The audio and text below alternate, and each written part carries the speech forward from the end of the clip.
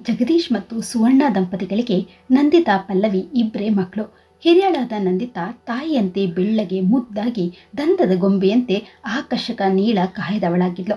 ಎರಡನೇ ಮಗಳಾದ ಪಲ್ಲವಿ ನಂದಿತಾಳಷ್ಟು ಲಕ್ಷಣವಾಗಿರಲಿಲ್ಲ, ಜೊತೆಗೆ ಕಪ್ಪಗಿದ್ಲು. ಅವರಿಬ್ಬರ ಸ್ವಭಾವದಲ್ಲೂ ಅಜಗಜಾಂತರ ವ್ಯತ್ಯಾಸವಿತ್ತು. ನಂದಿತಾ ಯಾವ ವಿಚಾರವನ್ನಾದರೂ ಯೋಚಿಸಿ ಯಾರ ಮನಸ್ಸಿಗೂ ನೋವಾಗದಂತೆ ಸಹನೆಯಿಂದ ನಡೆದುಕೊಳ್ಳುತ್ತಿದ್ಲು. ಆದರೆ ಪಲ್ಲವಿ ಅದಕ್ಕೆ ತದ್ವಿರುದ್ಧವಾಗಿ ಬಹಳ ದುಡುಕು ಹಾಗೂ ಕೋಪಿಷ್ಠೆಯಾಗಿದ್ಲು. ಹಿಂದು ಮುಂದು ಯೋಚಿಸದೆ ಮುಖಕ್ಕೆ ಹೊಡೆದಂತೆ ಮಾತನಾಡಿ ನೋಯಿಸಿ ಏನೂ ಆಗದವಳಂತೆ ಇರ್ತಾ ಇದ್ಲು. ಅಕ್ಕ ಉತ್ತರ ಧ್ರುವವಾದರೆ ತಂಗಿ ದಕ್ಷಿಣ ಧ್ರುವ, ಇಬ್ಬರಲ್ಲೂ ಅಷ್ಟೇನೂ ಹೊಂದಾಣಿಕೆ ಇರಲಿಲ್ಲ. ನಂದಿತಾ ಎಷ್ಟೇ ಸಮಾಧಾನವಾಗಿ ತಂಗಿಯ ಬಳಿ ಮಾತನಾಡಿದರೂ ಅವಳು ಅದರಲ್ಲಿ ತಪ್ಪು ಹುಡುಕಿ ಮಾತು ಬಿಡ್ತಾ ಇದ್ಲು. ಸಾಲದ್ದಕ್ಕೆ ಮನೆಗೆ ಬಂದು ಹೋಗುತ್ತಿದ್ದ ನೆಂಟರಿಷ್ಟರು ನಂದಿತಾಳ ರೂಪ ಮತ್ತು ಗುಣವನ್ನು ಹೊಗಳಿ ನಂದಿತಾಗೆ ಒಳ್ಳೆ ಕಡೆ ಸಂಬಂಧ ಸಿಗುವುದರಲ್ಲಿ ಸಂಶಯವಿಲ್ಲ, ಆದರೆ ಪಲ್ಲವಿಗೆ ಗಂಡು ಹುಡುಕಲು ನೀವು ಹರಸಾಹಸ ಮಾಡಬೇಕಾಗುತ್ತದೆ ಎಂದು ಹೇಳ್ತಾ ಇದ್ರು. ಇದರಿಂದ ಪಲ್ಲವಿಗೆ ಅಕ್ಕನ ಹೊಗಳಿಕೆ ಸಹಿಸಲಾಗದೆ ಅವಳ ಬಗ್ಗೆ ದ್ವೇಷ ಮತ್ಸರ ಬೆಳೆಸಿಕೊಂಡು ಅವಳ ಮನಸ್ಸಿನಲ್ಲಿ ಅಕ್ಕನ ಬಗ್ಗೆ ಯಾವಾಗಲೂ ದ್ವೇಷ ಹೊಗೆಯಾಡ್ತಾ ಇತ್ತು. ಹಾಗಾಗಿ ಪಲ್ಲವಿ ವಿನಾಕಾರಣ ಕಾಲ್ ಕೆರೆದು ನಂದಿತಾಳೊಂದಿಗೆ ಜಗಳವಾಡುವುದು ಸರ್ವೇಸಾಮಾನ್ಯವಾಯಿತು. ತಾಯಿಗೆ ಮಕ್ಕಳ ಸ್ವಭಾವ ಗೊತ್ತಿದ್ದರಿಂದ ನಂದಿತಾಳ ಪರವಹಿಸಿ ಪಲ್ಲವಿಗೆ ಬೈದು ಬುದ್ಧಿ ಹೇಳ್ತಾ ಇದ್ರು.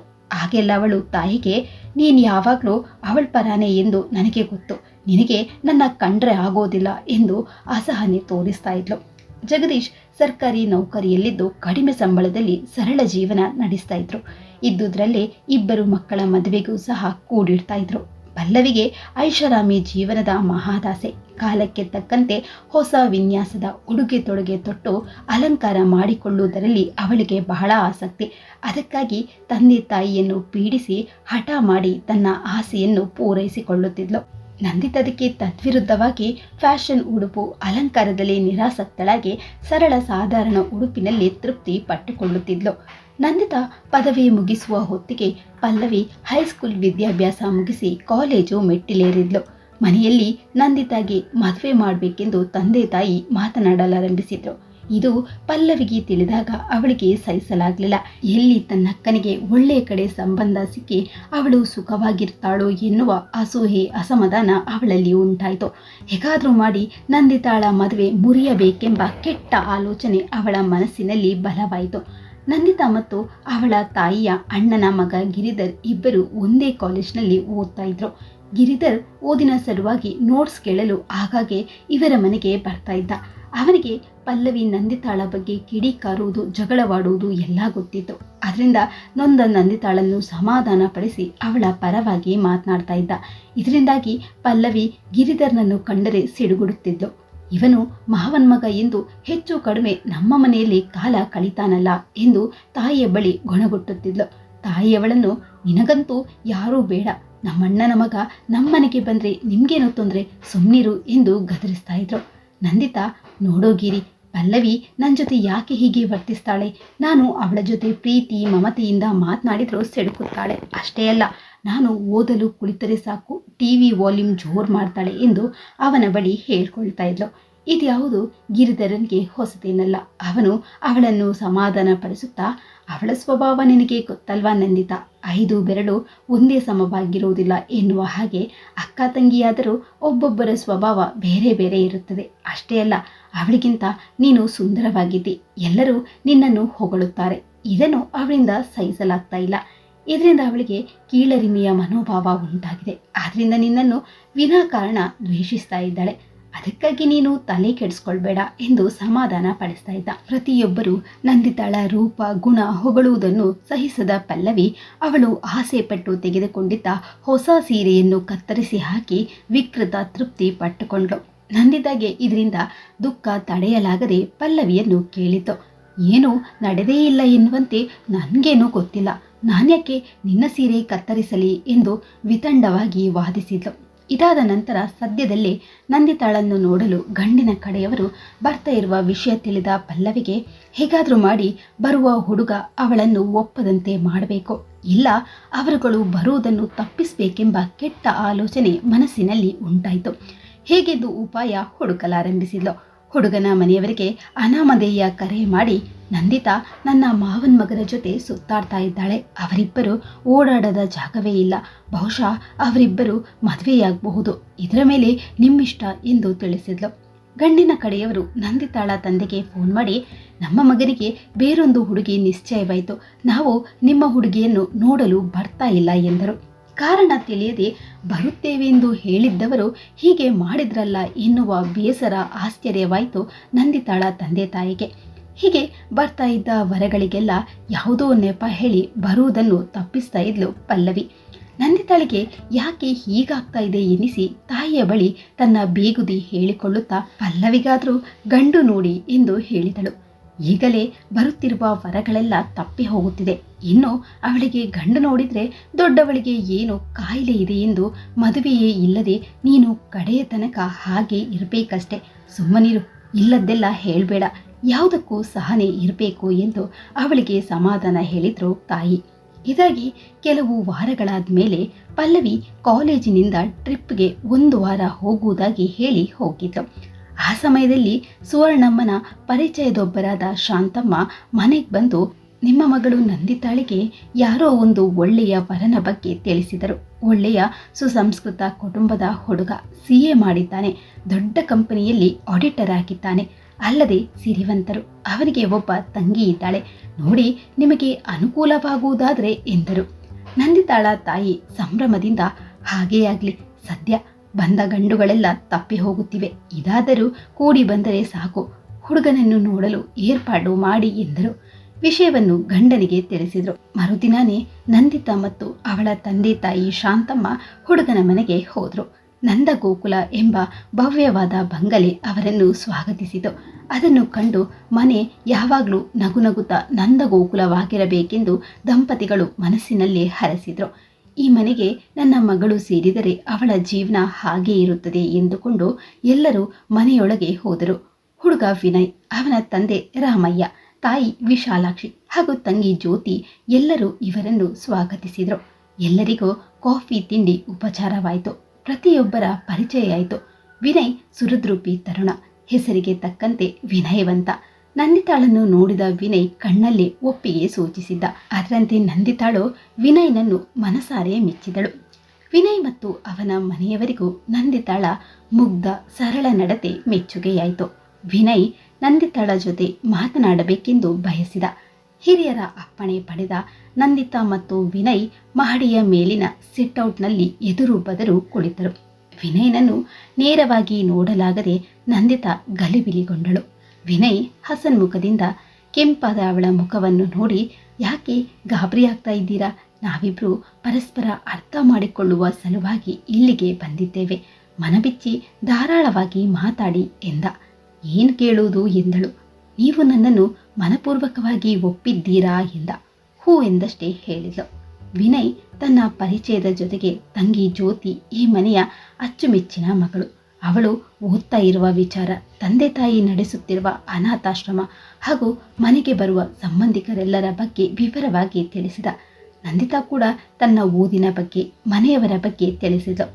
ಇಬ್ಬರು ಮನಪೂರ್ವಕವಾಗಿ ಒಪ್ಪಿರುವ ವಿಚಾರ ತಿಳಿದ ಎರಡೂ ಕುಟುಂಬದವರಿಗೆ ಬಹಳ ಸಂತೋಷವಾಯಿತು. ವಿನಯ್ ತಂದೆ, ನಿಶ್ಚಿತಾರ್ಥದ ಬದಲು ನೇರ ಮದುವೆಗೆ ಲಗ್ನ ನೋಡಿದರೆ ಒಳ್ಳೆಯದು ಎಂದರು.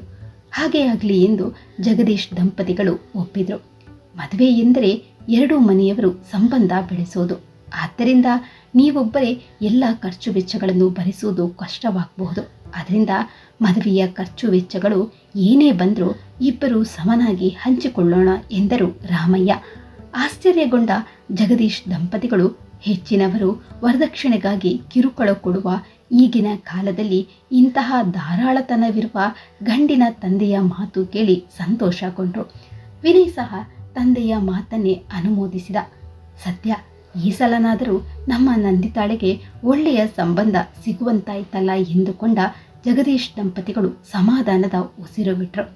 ಟ್ರಿಪ್ನಿಂದ ಬಂದ ಪಲ್ಲವಿಗೆ ನಂದಿತಾಳಿಗೆ ಮದುವೆ ನಿಶ್ಚಯವಾಗಿರುವುದು ತಿಳಿದು ಆಘಾತವಾಯಿತು. ಕಾರಣ ಅವಳ ಆಸೆ ನೆರವೇರಲಿಲ್ಲ ಎಂದು ನಿರಾಶೆಯಿಂದ ಕುಗ್ಗಿ ಹೋದ್ಲು.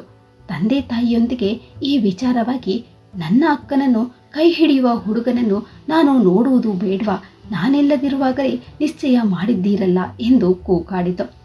ಈಗ ತಾನೇ ಏನಾಯಿತು? ಒಳ್ಳೆಯ ಕಡೆ ಸಂಬಂಧ ಬಂದಾಗ ನೀನು ಬರುವವರೆಗೂ ಕಾಯಬೇಕಿತ್ತ? ಹೇಗೂ ಮದುವೆಯಲ್ಲಿ ನಿನ್ನ ಭಾವನನ್ನು ಅವರ ಮನೆಯವರನ್ನು ನೋಡುವಿಯಂತೆ. ಬಹಳ ಒಳ್ಳೆಯ ಜನ. ಒಟ್ನಲ್ಲಿ ನಮ್ಮ ನಂದಿತಾ ಆ ಮನೆ ಸೇರಲು ಅದೃಷ್ಟವಂತಳು ಎಂದು ಹೊಗಳಿದ್ರು. ಇದರಿಂದ ಪಲ್ಲವಿಗೆ ಸಹಿಸಲಿಕ್ಕೆ ಆಗಲಿಲ್ಲ. ಏನು ಮಾಡುವುದು ಎಂದು ಕೈ ಹಿಸುಕಿಕೊಂಡ್ಳು. ಆದರೆ ಅವಳಿಗೆ ಮನಸ್ಸಿನೊಳಗೊಂದು ಸಮಾಧಾನ. ತನ್ನಷ್ಟು ಒಳ್ಳೆಯ ಅಭಿರುಚಿ ಇಲ್ಲದ ನಂದಿತಾ ಒಳ್ಳೆಯ ಹುಡುಗನನ್ನು ಆರಿಸಿರಲಾರಲು ಎಂದುಕೊಂಡವಳಿಗೆ ವಿನಯ್ ಫೋಟೋ ನೋಡಿ ಮನಸ್ಸಿನಲ್ಲಿ ಮತ್ಸರದ ಅಲೆ ಎದ್ದಿತು. ಕಾರಣ ಅವರ ಮನೆಯ ಸಿರಿವಂತಿಕೆಯೆಲ್ಲ ತಿಳಿದು ಅವರ ಮನೆಗೆ ಹೋಗುವ ನಂದಿತಾ ಸುಖವಾಗಿ ಬಾಳುತ್ತಾಳಲ್ಲ ಎನ್ನುವ ಹೊಟ್ಟೆ ಉರಿಯೊಂದಿಗೆ ದಿನ ಕಳೆಯಲು ಆರಂಭಿಸಿದ್ಲು. ಕಡೆಗೂ ಮೂರನೆಯವರ ಮೂಲಕ ವಿನಯ್ಗೆ ತಲುಪುವಂತೆ ಹಿಂದಿನಂತೆಯೇ ಗಾಳಿ ಸುದ್ದಿ ಹಬ್ಬಿಸಿದ್ಲು. ಆದರೆ ವಿನಯ್ಗೆ ಹೆಣ್ಣಿನ ಬಗ್ಗೆ ಗೌರವ, ಅದರಲ್ಲೂ ತಾನು ಕೈ ಹಿಡಿಯುವ ನಂದಿತಾಳ ಬಗ್ಗೆ ಯಾವ ಕಲ್ಮಶ ಇಲ್ಲದ ನಿಷ್ಕಪಟ ಹುಡುಗಿ ಎನ್ನುವ ದೃಢ ನಂಬಿಕೆಯಿಂದ ಒಂದು ಹುಡುಗಿ ಒಳ್ಳೆಯ ಕಡೆ ಸೇರುತ್ತಾಳೆಂದರೆ ಈ ರೀತಿಯ ಪುಕಾರು ಸಹಜವೇ. ಅದಕ್ಕಾಗಿ ನಮ್ಮ ಜೀವನ ಹಾಳು ಮಾಡಿಕೊಳ್ಳುವುದರಲ್ಲಿ ಅರ್ಥವಿಲ್ಲವೆಂದು ಅವಳ ಮಾತನ್ನು ಅಲ್ಲಗಳೆದ. ಪಲ್ಲವಿ ಬಿಟ್ಟ ಬಾಣ ಅವಳಿಗೆ ವಾಪಸ್ಸಾಯಿತು. ಮದುವೆ ಮನೆಯಲ್ಲಿ ಪಲ್ಲವಿಗೆ ಉಲ್ಲಾಸವಾಗಲಿ ಉತ್ಸಾಹವಾಗಲಿ ಇಲ್ಲದೆ ತೆಪ್ಪಗೆ ಇದ್ಲು. ತಾನೇನೋ ಅಂದುಕೊಂಡರೆ ಅಕ್ಕ ವೈಭವದಿಂದ ಬಾಳುತ್ತಾಳಲ್ಲ ಎನ್ನುವ ವ್ಯಥೆ ಅವಳಲ್ಲಿ ಕಾಡುತ್ತಿತ್ತು. ಶುಭ ಮುಹೂರ್ತದಲ್ಲಿ ವಿನಯ್ ಹಾಗೂ ನಂದಿತಾ ಸತಿಪತಿಗಳಾದರು. ಅತ್ತೆ ಮಾವ ಇಬ್ಬರು ನಂದಿತಾಳನ್ನು ಆತ್ಮೀಯತೆಯಿಂದ ಮನೆ ತುಂಬಿಸ್ಕೊಂಡ್ರು. ನಂದಿತಾಳನ್ನು ಆದರದಿಂದ ನೋಡಿಕೊಳ್ಳುತ್ತಿದ್ರು. ನಾದಿನಿ ಜ್ಯೋತಿಗಂತೂ ಅತ್ತಿಗೆ ಎಂದರೆ ಅಚ್ಚುಮೆಚ್ಚು. ನಂದಿತಾಳು ಸಹ ಅತ್ತೆ ಮಾವನನ್ನು ಪೂಜ್ಯ ಭಾವನೆಯಿಂದ ನೋಡಿಕೊಳ್ತಾ ಇದ್ಲು. ನಾದಿನಿ ಜ್ಯೋತಿಯನ್ನು ಪ್ರೀತಿಯಿಂದ ನೋಡ್ಕೋತಾ ಇದ್ಲು. ಕಾಲೇಜಿನ ವಿಚಾರವನ್ನು ಅತ್ತಿಗೆಯೊಂದಿಗೆ ಹಂಚಿಕೊಳ್ತಾ ಇದ್ಲು ಜ್ಯೋತಿ. ಅತ್ತಿಗೆ ನಾದಿನಿ ಎನ್ನುವುದಕ್ಕಿಂತ ಅವರಿಬ್ಬರು ಒಳ್ಳೆಯ ಗೆಳತಿಯರಾಗಿದ್ದರು. ವಿನಯ್ ಅಂತೂ ನಂದಿತಾಳನ್ನು ಹೃದಯದಲ್ಲಿಟ್ಟುಕೊಂಡು ಅವಳನ್ನು ಸಂತೋಷ ಮತ್ತು ಪ್ರೀತಿಯಿಂದ ನೋಡ್ಕೋತಾ ಇದ್ದ. ನಂದಿತಾ ಸಂಸಾರದಲ್ಲಿನ ಯಾವುದೇ ಸಮಸ್ಯೆ ಗೊಂದಲಗಳನ್ನು ಸುಲಭವಾಗಿ ಪರಿಹರಿಸ್ತಾ ಇದ್ಲು. ಆದ್ದರಿಂದ ವಿನಯ್ ಅವಳಲ್ಲಿ ವಿಶ್ವಾಸವಿಟ್ಟು ಅವಳಿಗೆ ಸಂಪೂರ್ಣ ಜವಾಬ್ದಾರಿ ಸ್ವಾತಂತ್ರ್ಯ ಕೊಟ್ಟಿದ್ದ.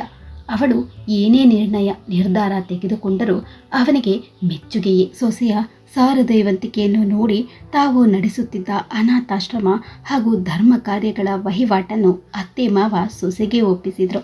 ನಾವು 100 ರೂಪಾಯಿ ಸಂಪಾದಿಸಿದರೆ ಅದರಲ್ಲಿ 20 ರೂಪಾಯಿ ಆದರೂ ಬಡವರಿಗೆ ಅಸಹಾಯಕರಿಗೆ ದಾನ ಮಾಡುವುದು ಎಲ್ಲಕ್ಕಿಂತ ಶ್ರೇಷ್ಠ.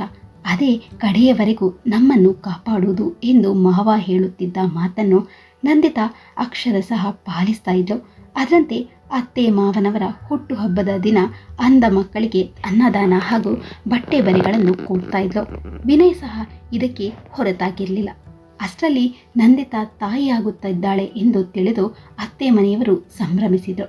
ನಂದಿತಾಳಿಗೆ ಯಾವ ಕೆಲಸ ಮಾಡುವುದಕ್ಕೂ ಬಿಡದೆ ಅಡುಗೆಯವರನ್ನು ನೇಮಿಸಿ ಅವಳನ್ನು ಜಾಗರೂಕತೆಯಿಂದ ನೋಡಿಕೊಳ್ಳಲು ಪ್ರತಿಯೊಬ್ಬರೂ ಶ್ರಮಿಸಿದರು. ನಂದಿತಾ ಗರ್ಭಿಣಿ ಎಂದು ತಿಳಿದ ಪಲ್ಲವಿಗೆ ತಾನೂ ಮದುವೆಯಾಗಬೇಕೆನ್ನುವ ಹಂಬಲ ಹೆಚ್ಚಾಯಿತು. ತಾನು ಮದುವೆಯಾಗಿ ಅಕ್ಕನಿಗಿಂತ ಯಾವುದರಲ್ಲೂ ಕಡಿಮೆ ಇಲ್ಲ ಎನ್ನುವಂತೆ ಬಾಳಬೇಕೆಂದು ಕನಸು ಕಾಣಲಾರಂಭಿಸಿದ್ಲು. ಪಲ್ಲವಿಯ ತಾಯಿ ಅವಳಿಗೆ ಹುಡುಗನನ್ನು ನೋಡಲು ಪ್ರಾರಂಭಿಸಿದ್ರು. ಕೆಲವು ಗಂಡುಗಳು ಪಲ್ಲವಿಯನ್ನು ನಿರಾಕರಿಸಿದಾಗ ಅವಳಿಗೆ ನಿರಾಸೆ ಹಾಗೂ ಮುಖಭಂಗವಾಯಿತು. ಕಡೆಗೆ ಮೋಹನ ಎನ್ನುವ ಹುಡುಗನಿಗೆ ತಂದೆ ತಾಯಿ ಇಲ್ಲ, ಬೇಕಾದಷ್ಟು ಆಸ್ತಿ ಇದೆ, ಯಾರ ಹಂಗೂ ಇಲ್ಲದೆ ಇರಬಹುದೆಂದು ತಿಳಿದ ಪಲ್ಲವಿ ತಾನೇ ಆ ಮನೆಯಲ್ಲಿ ಯಜಮಾನಿಯಂತೆ ಸುಖವಾಗಿರಬಹುದೆಂದು ಮೋಹನನನ್ನು ಮನಸಾರೆ ಒಪ್ಪಿದಳು. ಪಲ್ಲವಿ ತಂದೆ ತಾಯಿಗೆ ಅವಳನ್ನು ಮದುವೆ ಮಾಡಲು ಹಣಕಾಸು ಸಾಲದೆ ಬಂದಾಗ ನಂದಿತಾಳೆ ತಂಗಿಯ ಮದುವೆಗೆ ಸಹಾಯ ಮಾಡಿದ್ಲು.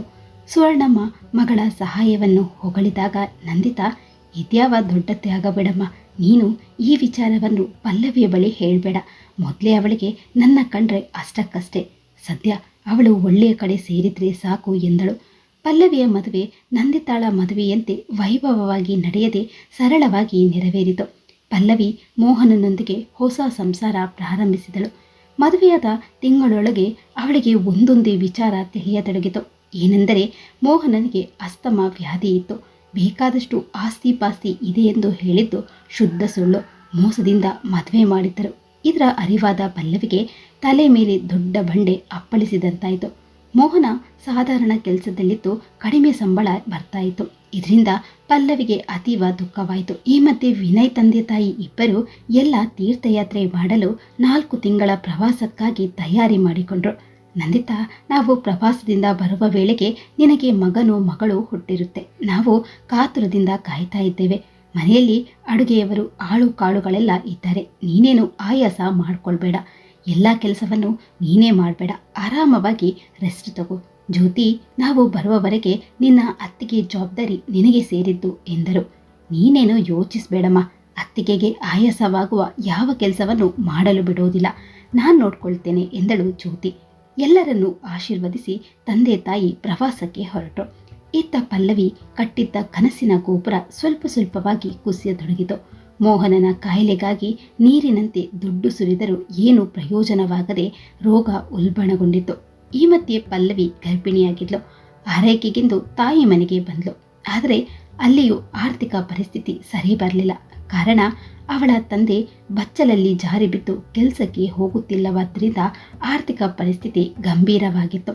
ಆಗಲೂ ನಂದಿತಾ ಮತ್ತು ವಿನಯ್ ಇಬ್ಬರೂ ಸೇರಿ ಅವರಿಗೆ ವೈದ್ಯಕೀಯ ಸೌಲಭ್ಯಕ್ಕಾಗಿ ನೀರಿನಂತೆ ಖರ್ಚು ಮಾಡಿದರು. ನಮ್ಮ ನಂದಿತಾ ಅಪರಂಜಿ. ಕೆಲವರು ಗಂಡು ಮಕ್ಕಳಿಲ್ಲ ಎಂದು ಕೊರಗುತ್ತಾರೆ. ನಮ್ಮ ನಂದಿತಾ ಗಂಡು ಮಗನಿಗಿಂತ ಹೆಚ್ಚಾಗಿ ನಮಗೆ ಸಹಾಯ ಮಾಡ್ತಾ ಇದ್ದಾಳೆ. ವಿನಯ್ ಸಹ ಸದ್ಗುಣವಂತ. ಅವನ ಕೈ ಹಿಡಿಯಲು ನಂದಿತಾ ನಿಜವಾಗಿ ಪುಣ್ಯ ಮಾಡಿದ್ದಳು. ಅವಳು ಅದೃಷ್ಟವಂತಳು ಎಂದು ತಾಯಿ ಪಲ್ಲವಿ ಎದುರು ನಂದಿತಾಳನ್ನು ಹೊಗಳಿದಾಗ ಅವಳಿಗೆ ಸಹಿಸಲಾಗಲಿಲ್ಲ. ಅದಾದ 1-2 ತಿಂಗಳಲ್ಲಿ ನಂದಿತಾ ಮುದ್ದಾದ ಹೆಣ್ಣು ಮಗುವಿಗೆ ಜನ್ಮ ನೀಡಿದ್ಲು. ತುಂಬು ಗರ್ಭಿಣಿಯಾದ ಪಲ್ಲವಿಯನ್ನು ತಾಯಿ ಮನೆಗೆ ಕರೆಸಿಕೊಂಡ್ರು. ಆದರೆ ಅವಳ ಬೇಕು ಬೇಡಗಳನ್ನು ಪೂರೈಸುವಷ್ಟು ಆರ್ಥಿಕವಾಗಿ ಸಮರ್ಥರಾಗಿರಲಿಲ್ಲ. ಅಲ್ಲದೆ ಹೆರಿಗೆ ಕಷ್ಟವಾಗಿ ತಾಯಿ ಮಗುವನ್ನು ಉಳಿಸಲು ನಂದಿತಾ ಅವಳನ್ನು ಖಾಸಗಿ ನರ್ಸಿಂಗ್ ಹೋಮ್ನಲ್ಲಿ ಸೇರಿಸಿ ಹಣವನ್ನು ಧಾರಾಳವಾಗಿ ಖರ್ಚು ಮಾಡಿ ತಾಯಿ ಮಗುವನ್ನು ಉಳಿಸಿಕೊಂಡ್ಳು. ಪಲ್ಲವಿ ಹೆಣ್ಣು ಮಗುವಿಗೆ ಜನ್ಮ ನೀಡಿದ್ಲು.